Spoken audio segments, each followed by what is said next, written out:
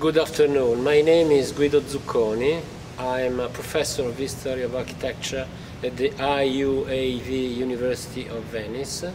My field is history of architecture and urban history.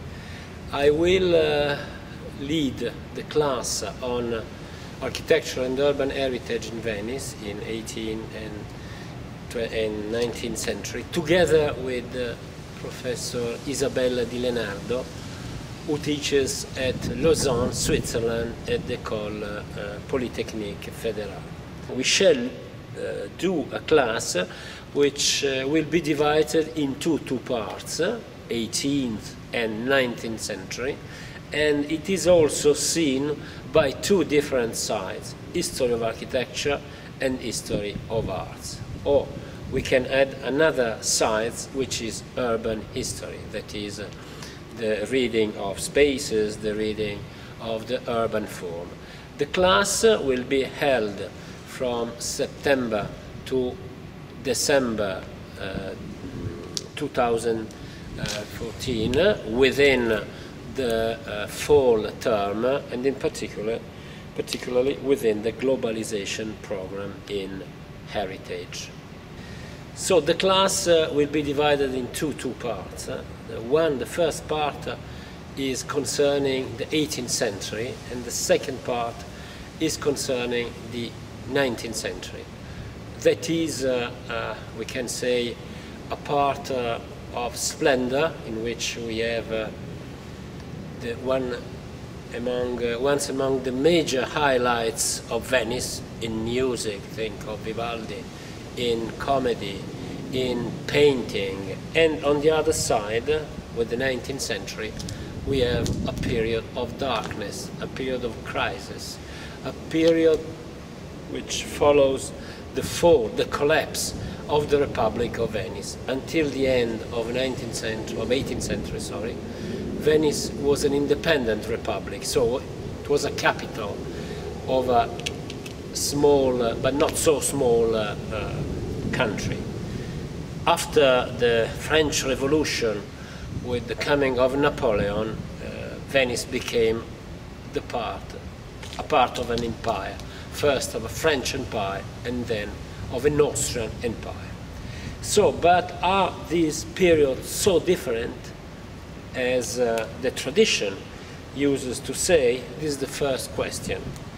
The second question is related to the image of Venice. We are passing from a shining image of Venice, very linked to the stereotype of a booming and kind of holiday place, to an image of Venice totally different. The class will be centered on the comparison between a period of relative splendor and a period of relative crisis, putting together the many aspects which are related to these questions.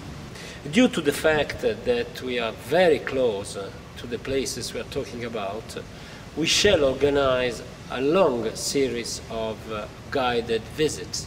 We shall go to visit theaters, to visit squares, buildings, in the first part of the class. In the second part of the class, dealing with the 19th century, we shall see many other places which are related to the idea of development, the idea of Venice which could become a city like another one.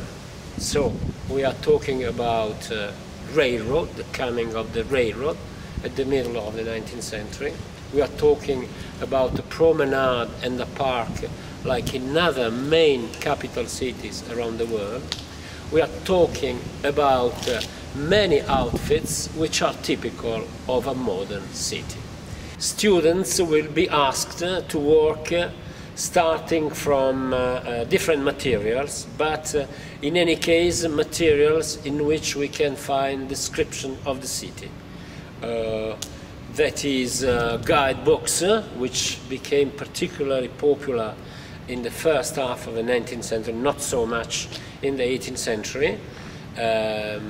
Also novels, short and long novels, But also students can deal with paintings, and especially painters which were particularly focused on the description of urban spaces and building. Like in Venice there is a very strong tradition, like Francesco Guardi, Canaletto.